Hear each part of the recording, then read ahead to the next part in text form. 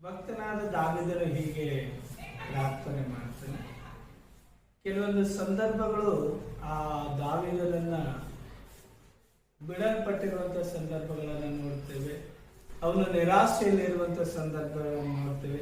ಇಂಥ ಸಂದರ್ಭಗಳಲ್ಲಿ ದಾವೀದನು ತನ್ನನ್ನು ತಾನು ಸಂಪೂರ್ಣ ದೇವರಿಗೆ ಒಪ್ಪಿಸಿಕೊಟ್ಟವನಾಗಿ ಕೀರ್ತನೆಯಲ್ಲಿ ಹೀಗೆ ಓದ್ತೀವಿ ನಾವು. 25ನೇ ಕೀರ್ತನೆ 1ನೇ ವಚನದಲ್ಲಿ, ಯೆಹೋವನೇ, ನಿನ್ನಲ್ಲಿ ಮನಸ್ಸಿಟ್ಟಿದ್ದೇನೆ, ನನ್ನ ದೇವರೇ, ನಿನ್ನನ್ನೇ ನಂಬಿದ್ದೇನೆ, ನನಗೆ ಆಶಾಭಂಗಪಡಿಸಿದ್ದೇನೆ.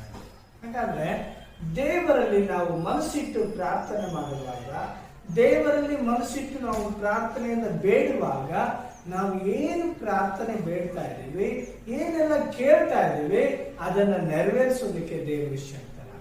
ಹಾಗಾದ್ರೆ ಇವತ್ತು